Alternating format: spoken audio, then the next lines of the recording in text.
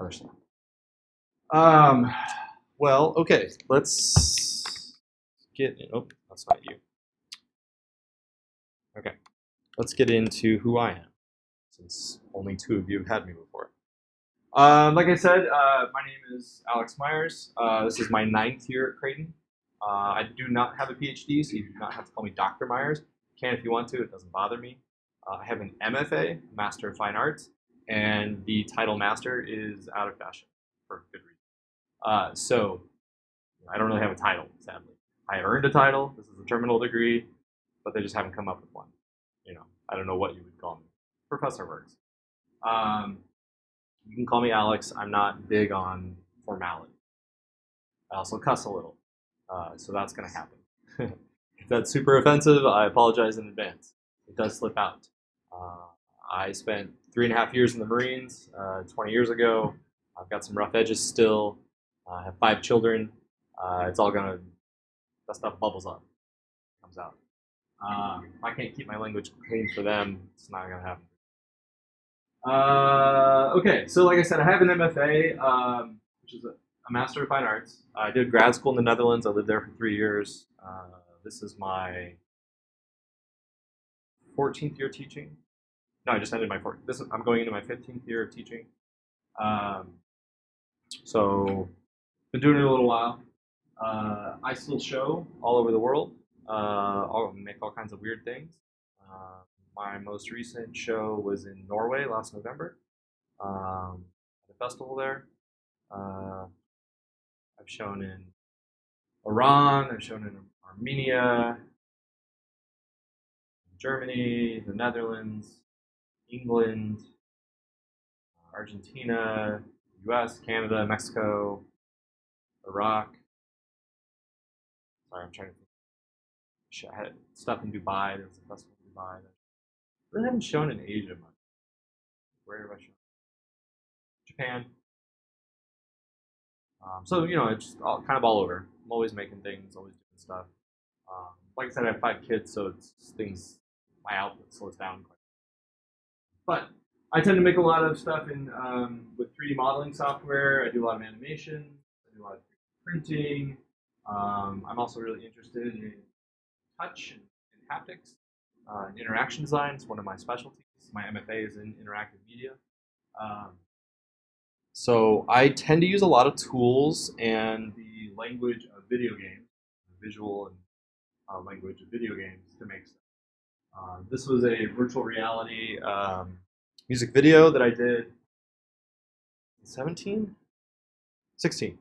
I worked on it in 15, 16. It came out in 17. For a band called Icky Blossoms on Saddle Creek Records. Won Best Interactive Music Video at the Austin Music Video Festival in 2018. It's a while ago. I was a creative director for it. It was a lot of fun. I tend to mix design and art quite a bit. I've done stuff for Nike, stuff for Target. I do a lot of stuff for other smaller clients and stuff too when I have time. I spent my summer working on client projects. But then there's times I get to mix my own kind of aesthetic and my own way of doing things for clients, as opposed to making stuff that clients. I don't always get along with clients, so that's why I just doing client work. Some of the things I teach here, obviously this class every now and then. Bethany and I go back and forth with this. I teach a foundations course every now and then too. But mostly I like to teach interaction design. I teach immersive design, which is augmented reality and virtual reality. I teach data visualization. I teach motion graphics, 3D design. Yeah, anything that kind of mixes computer science and design. My MFA is from a applied sciences university, so computer science heavy school, and a fine arts program at a Royal University. 2 schools got together and made crazy experimental art research school. It was 50 weeks out of the year, 2 weeks off. One at the holidays, winter holidays, and one in the summer. The rest of the time it was very intense. We didn't have like spring break, fall break. school, all the. But you know, that's grad school, sometimes, right? Yeah, I don't know. Lots of stuff. There's lots of weird things on here you can look at. Some are video games, some are visualizations, some are sculptures made out of toys, some are modifications of video games. Um, yeah, there's also stuff on here. I don't know. I have newer stuff that I've been really bad about updating my website lately. But you can kind of look at that at leisure if you want. Sort of figure it out. Okay, back to concept sketch. So this is a course about learning how to pitch projects. What I mean by that is I'm going to show you the steps you can go through to take a complex idea clearly to like an art director, creative director, right? The way we're going to kind of run this class is I'm your creative director for all of you. You have an idea for your project, and you really want to be able to pitch that to the client. Go ahead. Okay. So you have to very clearly and in a aesthetically pleasing way articulate the idea. So it's like the baby steps leading up to the execution. We will not actually execute these ideas, but we will do all the lead up to it. The presentation, as if you were trying to actually make sense. Some things we'll do. First project is a storyboarding project. Okay, so I'm going to teach you how to storyboard, which is really good for linear or non-linear storytelling. Say you're one commercial or an advertisement, some sort of interactive workflow, experience it together. Your brief. You guys know what I mean when I say brief? The brief is like what a client says to you. Like, we need a thing that does this. Like, I need a 15-second ad for whatever product. And it has to like feel like they'll give you like little prompts, right? Like they'll say something like it needs to hit like a target demographic 20 and 35. It needs to feel kind of edgy, but also a little clean, and it cannot be loose. That's a bit of a. There's other things. It's kind of the direction or the parameters. So you'll get a brief. If you think about it in terms of your other assignments, it's like if it's the requirements. Okay, that's what the requirements you have to hit in order to do the assignment. So we'll do storyboarding. After that, we'll do multifunctional furniture. It's weird. You're going to create a piece of furniture. You're going to conceptualize a piece of furniture, illustrate it, do the drawings for it. That satisfies two different use. So think like a bed that's also a bookshelf, like I don't know, a closet. It's a weird design. So we'll do murals. Okay.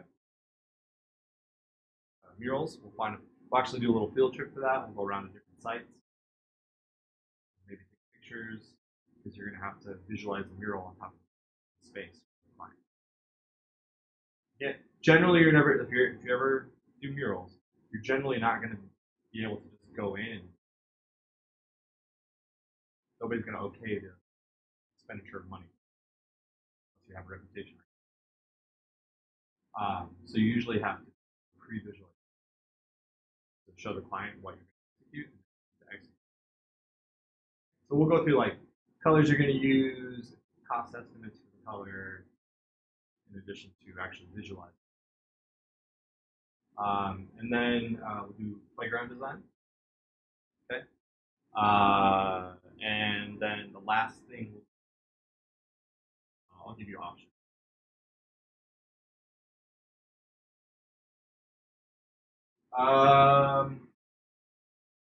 The way I tend to run my courses, they have two phases, right? They have a critique phase. So your first deadline is critique deadline, and that is like a rough draft, right? And we will review those in a discussion board where you'll get peer feedback, okay? each of you will need to leave comments on everybody else's work, and I'll walk you through how to do that. And I have like a whole sample questions you can ask, critiques. If you've had me before, this is old hat. But also we will review in class. That's when you'll get the majority of the feedback. And I tend to record those sessions, so you can refer back to it. It's always a good idea to take.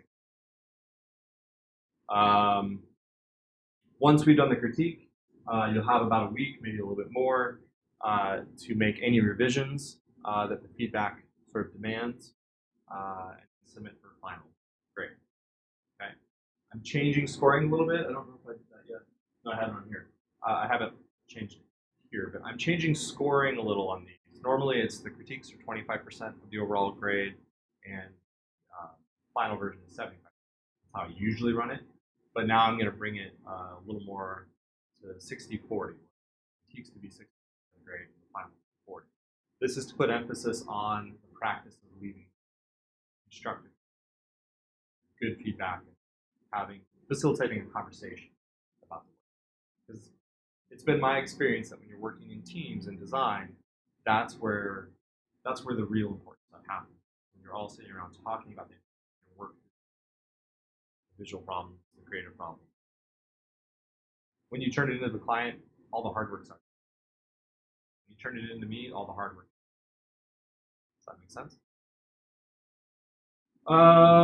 Okay, so that's pretty much how it goes for all of them. Some courses, like you'll see storyboards here, but they have they have an outline deadline and a critique deadline, and then final submission.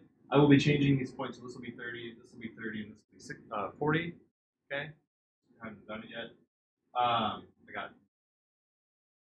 But just to sort of, or just to, what's the word I'm looking for? Or, I don't know. Anyway, yeah.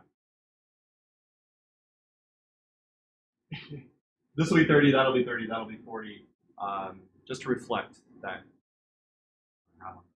The storyboard outline, the reason this is broken up, and we'll talk about this in a second, just how this assignment works.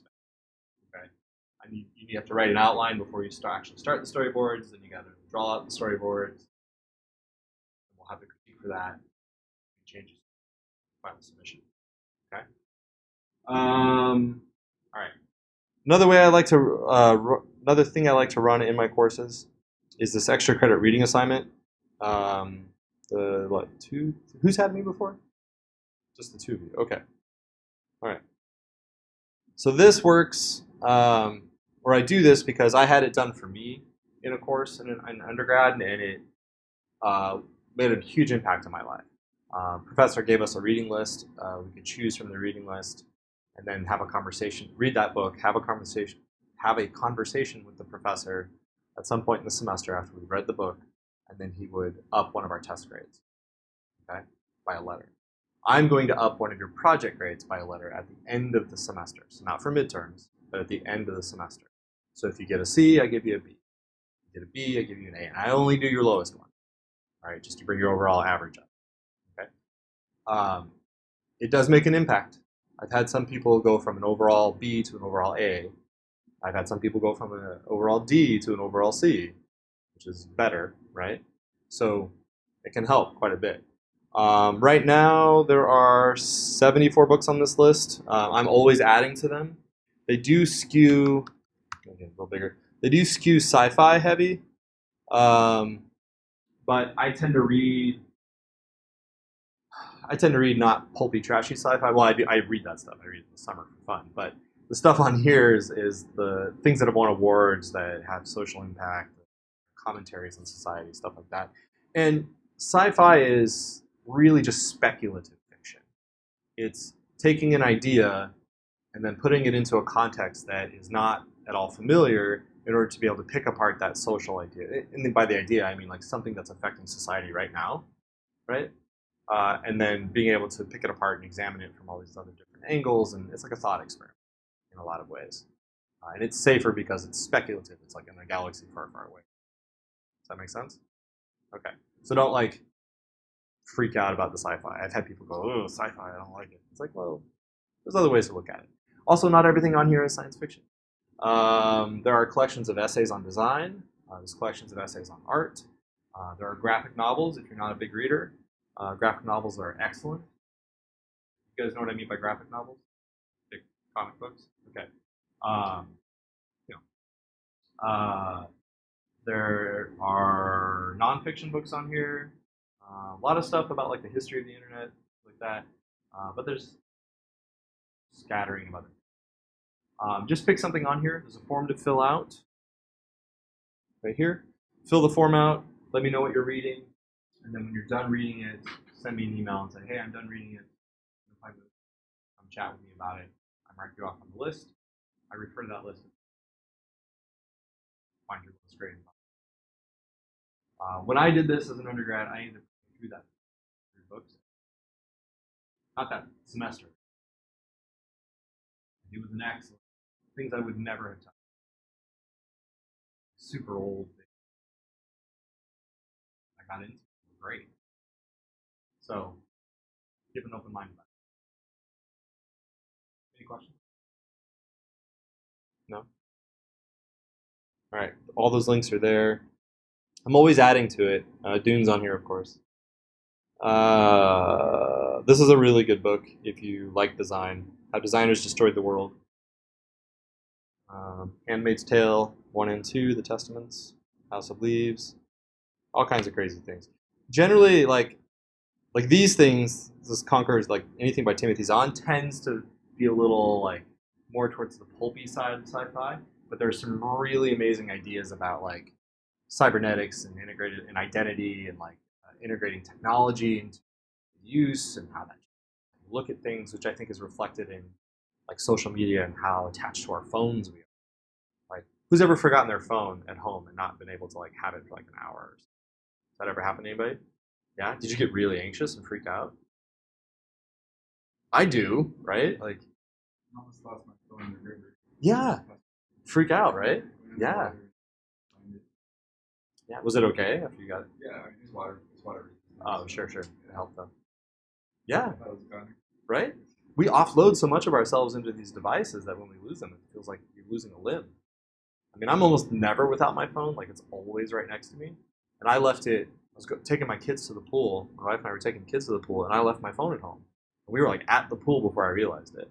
Like, an hour, or a 15-minute drive. And I was just, like, the whole time, I'm like, it's not like I use my phone at the pool ever. Like, I'm up and swimming. But it was just like, oh, my God. You know, I had to, like, consciously just sort of be like, right?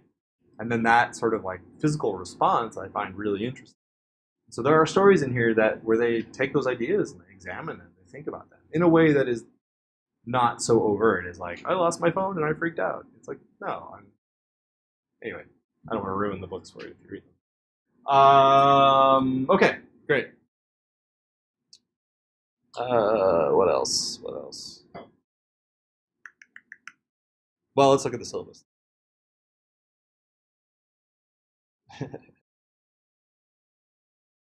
Okay.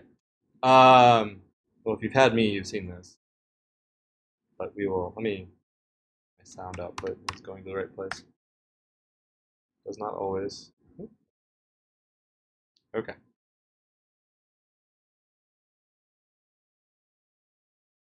All right. My buddy Snoop's got a little message. Message from Big Snoop Deal Double G to all the university students. Yo, syllabus. You gotta do it. You gotta read it. Man, I'm telling you, the more you know, the further you go. Tell them Snoop Dogg sent you. Syllabus. I know all about it. Catch up so we can have a conversation. Don't be late. Let's go. I love Cameo. Okay. I just find that hilarious. Someone paid Snoop Dogg to leave a message for students saying read the syllabus. Like I said, here's the syllabus. We're going to go through it somewhat quickly. My contact info is on here. My office, which is just right kind of corner here, right across the hall. There's a little nook. It's got 2 office doors. I've got a screen on there. Right now, it just has it's the front page of my website, but I'm going to change that in the next couple of days to have my office hours posted. My office hours this semester are 12 to 2, Monday and Wednesday, or by appointment. So it's not a whole lot. Okay, it's only 4 hours a week that you can find me in there, guaranteed, or my door will just be open. You can come in and chat. Um, Appointment is probably going to be your best bet, right? Email me, don't call me. Notice my phone number's not up here. My my phone is under my desk, hidden behind things. I don't answer it. I have not answered it. I don't remember the last time I answered that. I've been here 9 years. I don't know. Probably that first year. It went under the desk pretty, right? Anytime I get a message, it goes to my email inbox, the voice recording. So I don't worry about it. I just respond by email. Um, yeah, yeah. The only person that ever calls me is my wife, like on the phone, or my grandparents. That's what they call me. But other than that, I don't really answer. So email me. Course methods. This is a design course. Has anybody never taken a course in this department before? Oh shit. Okay, that's more than I thought. Like in computer science, design, and journalism. Oh, so you're new to this? Okay. All right. Well, then we will go through this. All right. So courses in design specifically run a little bit like on a studio art model. Okay. Which means we are going to have in-class lab time, studio time. It's just time to work as I'm like watching you work. This course is a little different because, like I said, our modalities are different. We will not always just be computer working in software. Like on this first project, I'm going to encourage you to work on pencil and paper. And a few of you have iPads. iPads are good too. But I want you to try to get used to going back and forth between screens and physical media as much as possible. Right? Don't just be tied to the screen. So what that means is anytime we're using stuff that we find on the web, we just want to make sure that we have the rights to use that. Okay, this is a good practice to be in because it doesn't matter so much in an academic context because we fall under free use clauses. But if you get into the habit of just using whatever you find, not an ownership of images on the internet, then you go work for a studio or you go work for a firm and you do that on a project. Your client accepts it and then they get sued. Right? So you don't want to be in that crowd. Okay. So make sure you've got the rights to use stuff, and I'll show you how to find it. A bunch of good websites for free stock imagery.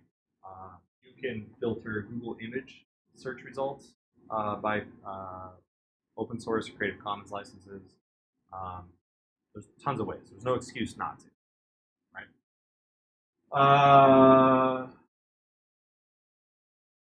Yeah.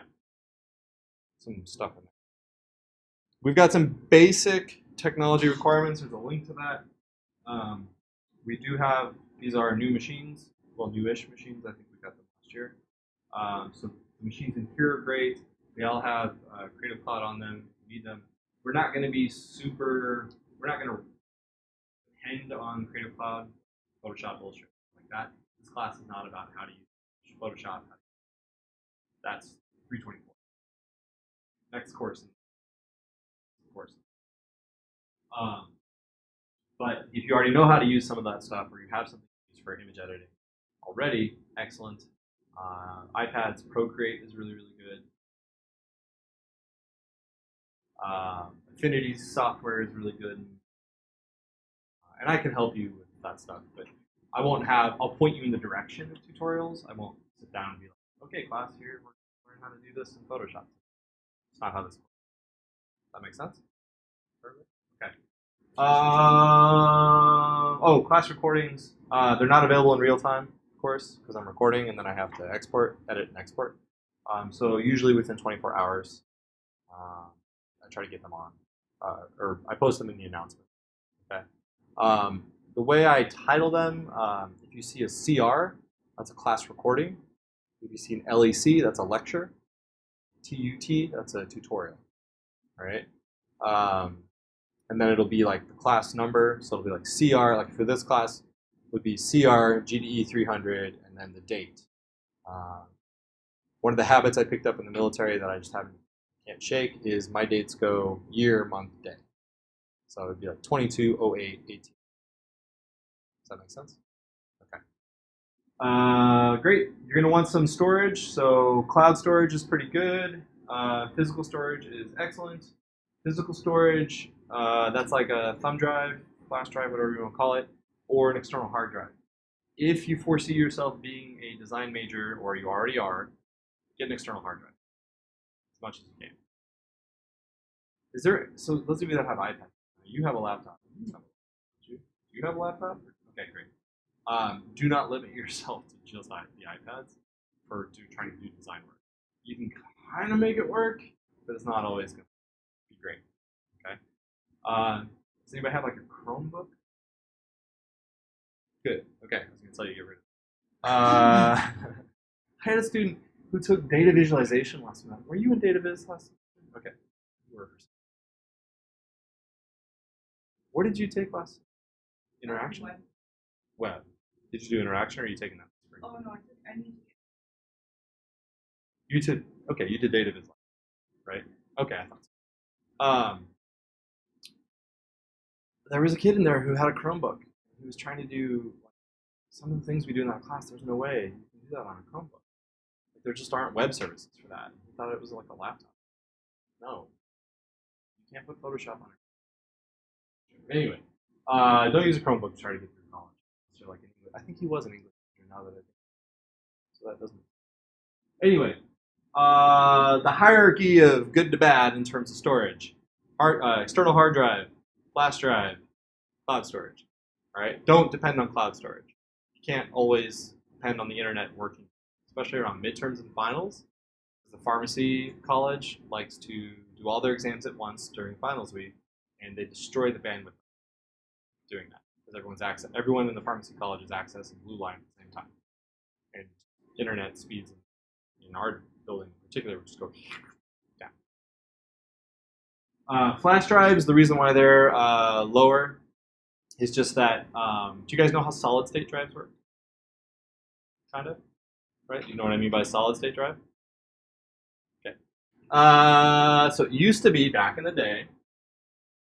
What I mean by back in the day, back when I was not that old. Okay, so external hard drives. This is whoa.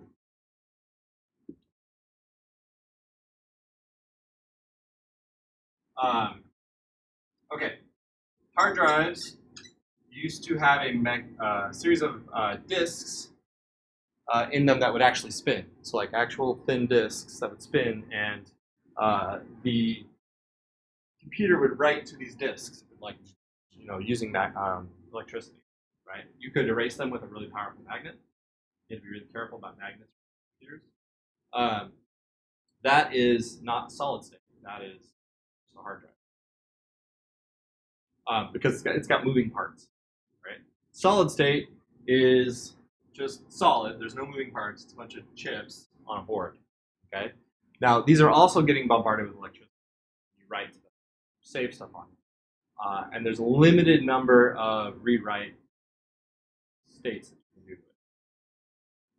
Now it's in the millions, right? But if you're constantly saving stuff to an external hard drive, you're read-writing it, your computer's accessing it all the time. That's what I mean by read-write. The computer's reading stuff off of it, writing stuff. Okay? It's doing it all the time in lots of little ways. So it's constantly bombarding that flash drive with electricity, which is causing physical damage. And this is why flash drives will fail. One day it works, next day it doesn't. I don't know if that's happened to anybody, but it will happen. External hard drives have infinitely more read-write states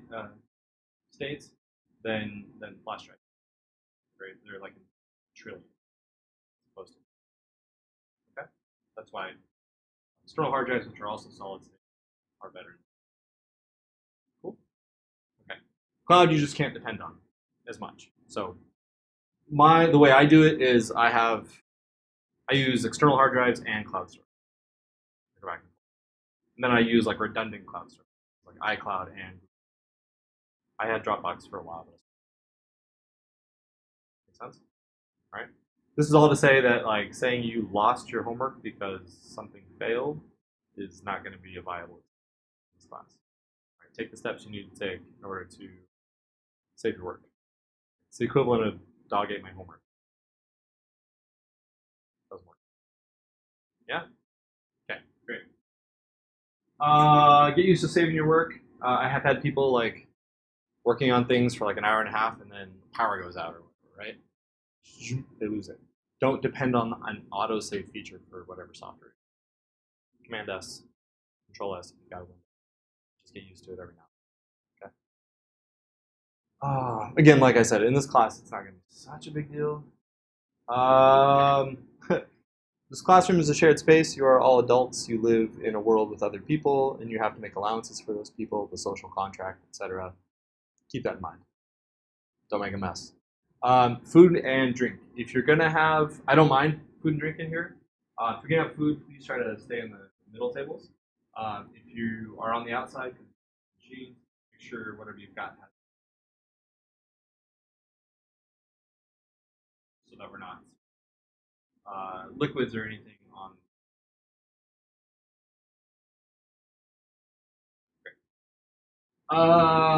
I have to put this stuff in here. I don't really care. My phone is in here because I have, like I said, many children, and who knows at any given moment if one of them needs to go to the ER, right? It happens. Or there's some emergency and my wife has to get a hold of me or whatever, right? So if you get a phone call, just, take it outside. That's all you gotta do. I don't care if you have to get up in the middle of me talking. Just don't make a big deal about it and go outside. Don't be the one time I had someone take the phone call in class during my lecture and just sit there and chat. I was like, I stopped what I was saying and walked over to them. What are you doing? Right? Just take it and go outside. Right? Texting the same way. Just don't be the person that is like doing this, right? While I'm lecturing or something. If I'm not talking, if it's like studio time, I don't care, right? In undergrad, I had to take a psychology class, which everyone does, but it was one of those giant lecture classes with like 300 people. And I was in there sitting in the back. The professor was actually there, the TA, giving a lecture on something. I was reading, and I was reading a book, sci-fi, of course. And I got so into my novel that I was reading like this, sort of under my desk where I was working. I don't care about what she was saying. And then like I got so into my novel that before I knew it, I was like this. I was like holding up my book, and she just like stopped talking, and I didn't know. She just stops in her lecture, just stops, doesn't say anything to anybody, just stops, and she's looking at me. Of course, don't know because I have the book in it. And then she comes up to where I'm at, sits down next to me, and by that time I know it. She goes, "Tell me all about that book. How is it? How good was it?" And I had like a summary. It was a Star Trek novel. So it was very embarrassing. Just don't be that person. All right. I've done it. It's terrible. Social media use, again, I don't care as long as it's not disruptive. Okay. You're adults. You're responsible for what you miss, for your own behaviors, etc. Music, as long as I can't hear it, I don't care. Right? If I can hear it, you need better headphones, or you've suffered severe hearing damage. Giving yourself hearing damage, I don't know. You need better headphones. I'm going to ask you to turn it down. Okay. Again, shared space, social contract, all that stuff. Good? Yeah, clear? Great. How projects work in here. When I grade final projects, you're going to get a rubric that will have this sort of chart. You're going to get like a little thing, a rubric, where I give you points for all these different categories. All right? And this is on the final, not on the critique. Critique is pass-fail. You either get the full points or you don't. You might get like a deduction if it's late. It might take off like 10 points or 15 points or whatever, depending on how late it is. Usually we'll only accept things about a week or two. Just depends. You gotta like talk to me. If something happens, tell me, and then I'm pretty reasonable usually. You get 40% if you turn it in on time. You get another 20% for how far you push it beyond what I told you to do. A C in this department is average. A C in my class is average. You do exactly what I told you to do, and you make something that looks almost exactly like the examples. That's average work, right? You're not going above and beyond it. You're doing what you have a question. How long do the Say that again? How long do the critiques? How long? Yeah. Oh, so when you leave comments in the discussion boards, you need to do like think it's 250 or 300 words per comment. You got to do two. So 2 different people's work. Make sense? And I've got sample questions, of things you can talk about. Some are project specific, others are just more general. But yeah, again, for the final grade. So 40% for completing it on time, 10% for craftsmanship, thoroughness, diligence, clarity. Thoroughness is like, did you follow instructions? Did you pay attention to detail? Right? Have you guys ever heard the stories about like bands and their contracts for the weird things bands will do in their contracts? You guys heard this? No? So a lot of times bands, like the Rolling Stones,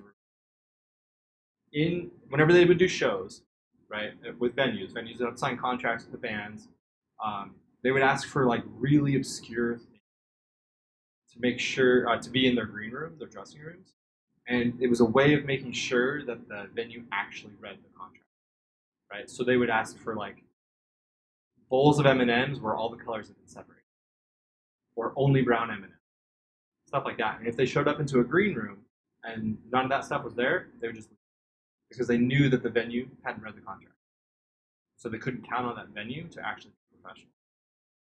Right? It behooves you to pay attention. Yeah? Okay? So I have an item on there about that. That's thoroughness. Craftsmanship is just like, did you do a good job putting this together? Right? Does it look like time and effort was put into it, or does it look like you threw it together an hour before class? Diligence. Again, did you spend enough time on it? Does it show? That's not so much the execution of it, that's like ideas, it's all the little things, the conceptual stuff that goes. The physical execution is craftsmanship. Okay? Clarity. Is what you've given me actually relevant to the project? Or is it not? The equivalent of this is like if you're writing an essay for history, you're supposed to like do a survey of ancient China. You give me a 5-page paper on the Vikings. Obviously, that doesn't. Yeah, you turned in a paper. It's 5 pages. It's written well. Grammar's great. Completely off topic. Does that make sense? So if you turn in something for the Mural assignment that looks like something for the storyboard assignment, obviously doesn't. Yeah. Okay. So this is 40%. That's 40%. That gets you to 80%, which is a B. Okay, a low B. That to get into the upper B's and the A's is where the inventiveness portion comes into it, and that is where you push yourself. That is where you do your own research beyond the examples I've given you. You put just a little bit of extra effort into it. Make sense? That's how you get into the upper B's and A's. It's not hard. Claire, is it hard? Was it hard for you? Yeah. You guys did all right. Any questions on that? On how that works? No?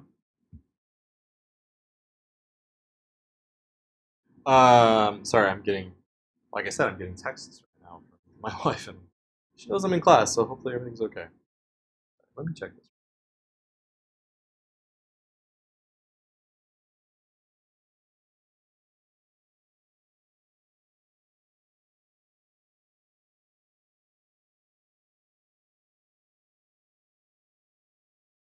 Okay, it's fine. Here's a little more detailed breakdown of the rubric, so if you're wondering why you got certain grades, you can refer to this. This is how I tend to think about and look at your projects. I will always leave you comments, so like you'll have the category, you'll have the percentage of that it's worth, you'll get the points that I gave you out of that percentage, and then there's a section for comments. And I will leave you comments. If you did a really good job, I might just say something like, "Hey, great job! You did it well." If it's not great, I will leave you details about like spacing alignments off. Sorry, that's like a real common one. Colors don't match, quality is poor, you're missing this, the project said you were supposed to turn it in like this, you didn't, etc., etc. Okay. This class, that stuff doesn't matter so much because it's not as complicated. But in my other classes where like certain things have to be turned in certain ways, that's when it really starts to matter. Okay. So don't freak too much. This is making you anxious or nervous. Chill, it's okay. Every project's gonna be a little different, but it's always very clear. If it's not clear, ask. Because then I can amend the description clearer. Like I said, with late projects, 1 week is spelled receive wrong. Oh, receive A. My grandma was on. 20% reduction in grade. 1 to 2 weeks is a 40%. I generally do not accept things after 2 weeks. Now, there are exceptions to this, of course. Things happen. Life is messy. Just stay in communication with me. Let me know during, not after. Don't come to me at the end of the semester and be like, oh, I didn't turn in project 2 back in September because of this. And I'm going to be like, I don't even remember last week, so I can knock it. Okay? All right. Projects are generally due by 11:59 p.m. on Blue Line, so that's critiques and then final submissions. Okay.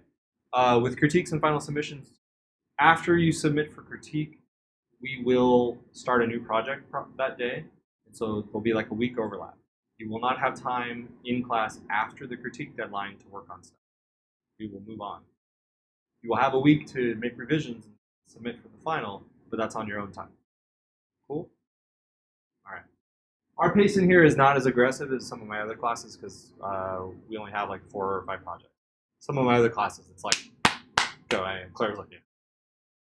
She's a little shell-shocked. From DataViz, probably? Oh, web design. Yeah, that one's right. DataViz is going to get a little worse. I'm glad you took it when you and buckle up for interaction. Yeah. These are all classes next semester. Are there any questions about that? Like the late policy? Good. Okay. The way grades work in this department, this is, I think, universal. But we do our transition for A's at 90. So A minus is 90 to 90.9. See all the 0.9s here. B's start at 80. C's end at 9. D is 60. Or, sorry. And then 0.9 is an F. These transition, or these like sort of on the fence 0.9s, the way I usually,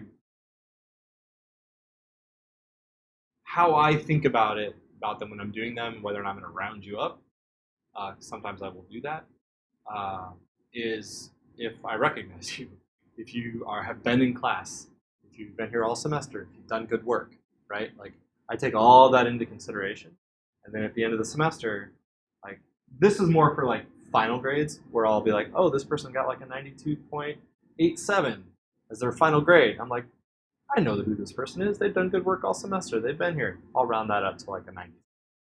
So you go from A minus to, right? I'll do the same thing with B's. So 89 point, maybe you're like an 89.6, right?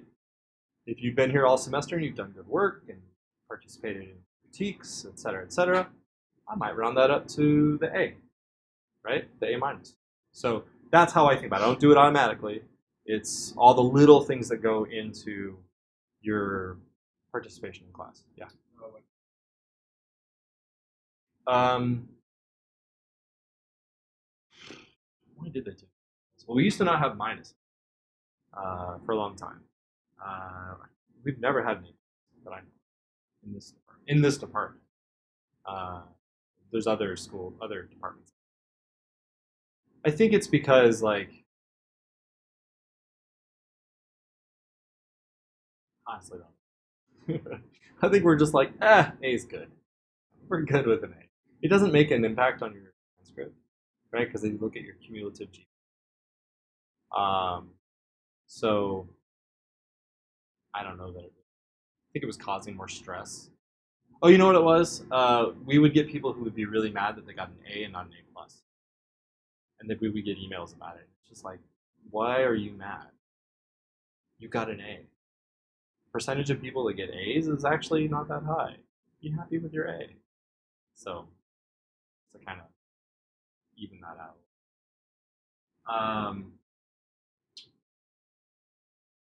Okay, any questions over this? I try to stay on top of grades. It does not always work out, especially after midterm. So if at any point you are concerned about your standing, like you feel very unclear about where you're at, ask. and I will put it together real quick. Okay. You will generally have a good sense though because I do a lot of feedback. I look at your projects. I talk to you about them in class. There will never be a point where, hopefully, there'll never be a point where you're like, he hasn't looked at any of my work. Okay. That's my favorite part, honestly. So I do that. The part I hate is leaving you a number that is supposed to summarize how you've done it. Like if this could just be pass fail, I'd be super happy. It's like, yeah, you passed. Yeah, you failed. That kind of thing. Right? The breakdown drives me. Works for, I think it's fine for other classes, but like studio classes like this, project-based courses, pass fail is more than sufficient. Because it's like if you don't do this, you don't know it, it's gonna show. You can't hide it. You can't hide it behind like cramming for a test. It's not gonna work. Midterms, you've all been creating students for a little while now. You know how midterms work, right? Midterm grades are not, I got to reiterate this, they do not go on your transcript. They're not permanent. And so if you get a lower than expected midterm grade, don't freak. It's not going to affect your application to grad school or jobs. Your final grade will, but midterm's not. Midterm's more just like a temperature check. Okay? Just to make sure that everyone knows where we're at, to expect before it's too late. And course corrected. Cool? Great. Anybody ever told you guys that about midterm grades, how they're not permanent? Yeah? Some? Oh, there's some new attendance stuff. Try to let me know about things either as they're happening or before if possible. I do understand things have happened. Some stuff's already happened already this week, which always happens. Let me know. As soon as you find out, let me know so that you're not trying to tell me what to do after it's happened, right? Why you weren't in class. Just, even if it's a short thing like, hey, my car blew up, I can't come to class. Sweet, send me a picture. You know, I don't just like I had someone say that they got into an accident. I don't remember what this was, but it was like wintertime. They got into an accident in class. And I was like, okay, send me a picture. And they didn't. They couldn't. And then I found out from someone else that in class. And that's right. It's almost like a doctor. So there's some language in here now about chronic mental and physical health issues. If you're accumulating a lot of absences because of these, you've got to let someone know. You've got to let me know. You've got to let student services know, accessibility services for sure. Maybe accommodations can be made. You know, universities are not the hard-ass, faceless bureaucracy. When I was, I didn't even have freshman orientation. Like, boom, first day, here you go, figure it out. The other accommodation. But we are, especially here at Creighton, we do want to help you get through shit. All of us deal with it. All of us have issues that we're constantly coming up against. I've been in therapy for the last 20 years, almost weekly therapy. My wife is a psychotherapist. So I'm around it a lot. A lot of language and conversations about that all the time. We're all dealing with, especially after COVID and all that. Like society is collapsing. We're always hearing about droughts and heat, and flooding, and severe weather, and whatever. Right? We're living through some really shitty times, and it's okay to ask for help to try to figure it out. Talk about it. So avail yourself of that. All right. Student services is great. If you need help finding someone to talk to, I can definitely help you with that, or at least point you in the right direction. Okay. And that can be done very privately. All right. Just don't ever feel like you're alone and you can't do that. You have no one to talk to. That's all you gotta do is ask. Cool. Great.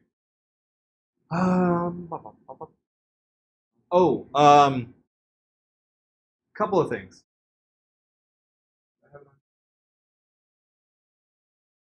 Yeah, number 4. This happens more than you think. Absences due to non-emergency medical and dental appointments. Oh, we ended 12:15. thought I have an RSP class that meets 11:11. Non-emergency medical stuff and dental appointments, picking up a friend, car, whatever, right? Those are unexcused things because you can schedule them around the class, right? There are exceptions for medical stuff, of course, where like you need an emergency root canal or your kidney stops working. I don't know, right? Like maybe something, right? You're diabetic and whatever, right? There are exceptions, but you have to communicate those exceptions. You gotta let me know. If you're like, I can't come to class because I'm getting my teeth cleaned or my car washed or my oil changed, I'm gonna be like, cool. Well, mark your absence. I'm not gonna. That's not an excuse absence. No way. Make sense? Okay. Yeah. Rough schedule. I try to keep it a little open because things will change as the semester goes along. We're going to spend the first few weeks on the first project. See how I kind of have it broken down. I do want to chat just a little. Oh, hold on. We still have a little bit more. We talked about attendance policies, academic misconduct. I do want to say this. So this is essentially, plagiarism and dishonesty. I had a few years ago. I can tell a story. In my interaction design class, third year here, I had a graduating senior copy someone else's work and ask that. It's just a guide. It passes. Problem. They just turned in, not knowing that the software we use, CodeSign, puts the name of the person who started the project and worked on it into the code. You go to. So I opened up his project and had the other student's name on it, and I was like, I thought I had opened up the wrong project. Double checked, made sure, line by line, completely exactly the same. Confronted him about it, admitted it finally, failed it, of course. He didn't graduate, that's walked, but it was a course that's only offered once a year. You come back in a year, your class over again. He didn't get his diploma for a whole. I take academic dishonesty very seriously. I've had student athletes take projects from friends who previous turned in the same work. Not I would recognize. Very. I remember almost every very visual. Not those people. They got a lot of. Don't if you're a student athlete, your scholarship. You need an extension. Any student athlete. Anyway, so all that's to say is I take it very seriously, and I will do almost everything in my power to make sure of it. It's better to learn that now than it is to get fired from a job later on, 40, life. Okay.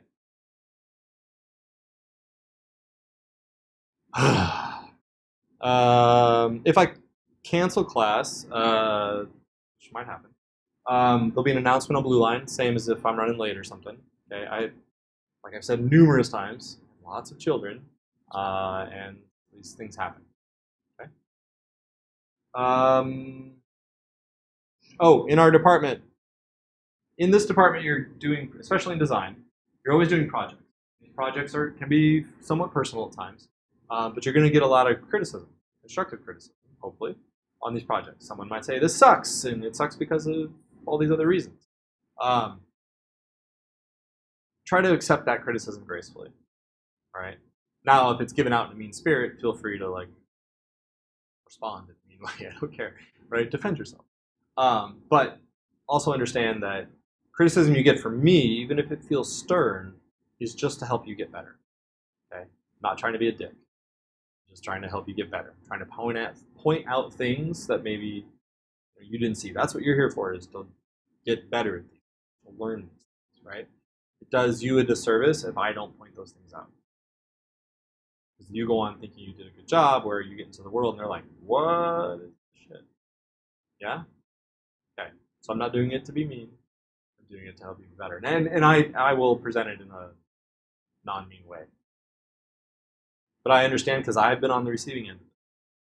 I understand that, like, oh, I put so much work into this, and why are you so mad at me about it? Like, well, yeah, you put a lot of work into it, but there's some places it could be better. Does that make sense? Constructive criticism makes you better. Someone always telling you that things are great, you've done a good job, doesn't get you better at it, right? Okay. Failure breeds growth. C work is minimal, AB goes beyond the minimum. Yeah, okay. Accommodations. If you need accommodations, contact the Office of Student Accommodations. They'll have you fill out some forms. You'll get a letter. I'll get an email. You give me the letter, etc. And I'm completely open to making accommodations wherever that needs to happen. But I got to have the letter. All right. It has to be through official channels. Cool. All right.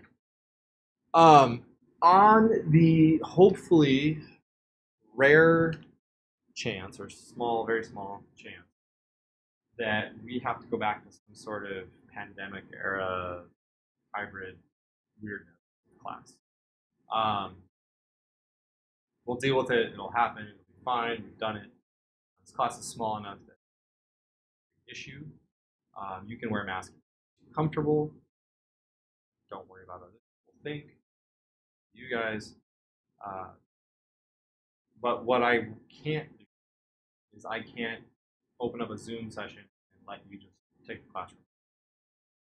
Until that becomes like an official university policy, they are really against us doing it in the classroom.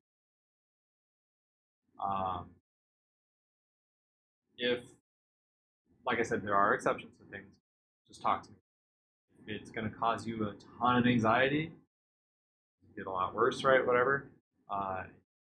You don't want to leave your room for whatever reason. Chat with me. Come up with some options. Okay. On the off chance that I get COVID and I can't be here, I have the dumbest policy. Where they want another professor to come open up a Zoom session, point the computer at you guys, and I have to teach that way to you while you're in the class. I'm not going to do that. If I get COVID, I will just send out a Zoom. You don't have to. All right? Okay? I'll probably get in trouble, but I'm tenured, so I'm not too. I can get fired, but it'll take a lot for them to get fired without me sue them for lots of money. Yeah, it's because they want you to be in the classroom. It goes into like retention and optics and marketing, where it's not like what's the most efficient way to do it, right? What's best for everybody. What makes it look like we offer a really unique university experience? That's what it goes. That's what it is, straight up. So if I get COVID, we will have Zoom class. If I don't get COVID, we're not having Zoom. Put it that way. Cool. All right. Any questions? I'm gonna edit that part out. I'll leave it. I don't care. I'll leave it. Oh, and I put the recordings on YouTube, but I make them unlisted. Okay, so the only way to get to them is the link through announcements. So don't worry, like, if you're worried about anything like that. Yeah. Does that make sense? You guys kind of know what I'm saying. Yeah, that's it. That's all I got for you. Okay, so real quick, we're going to be doing the storyboard assignment. We're going to start this on Tuesday. But what I need you to bring to class next week is I don't have it on here. Anyway, what I want you to bring to class next week is some way to draw. So you can either bring a sketchbook. This is minimum size, 8.5 by 11. Okay. Bigger is better. But of course, I understand the physical awkwardness of trying to walk around campus. I was an art student with a giant sketchbook. So bigger is better, right? I can give you single unbound sheets of 11 by 17 paper. If you don't bring one, but try to bring one. Hopefully it's bound. Just keeps everything together. Okay. We're gonna be drawing sketchbooks. You can, those of you that have iPads, you can use your iPads, but you gotta have like Procreate or something to do it. I have one as well. It's an older one. Um, it's a little small, like the 10-inch. Like what do you have? Like, yeah. So I found that to be a little bit smaller. When I get a new one, a bigger one. Just having real estate is nice, but mileage varies, right? You just gotta have a way to draw physically.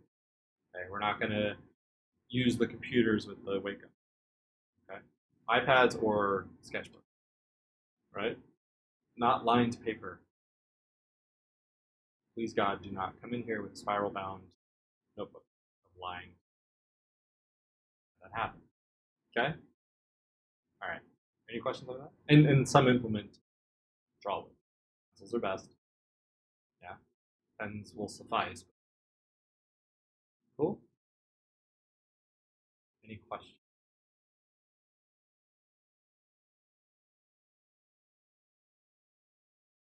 Okay. We're good. You don't have any questions?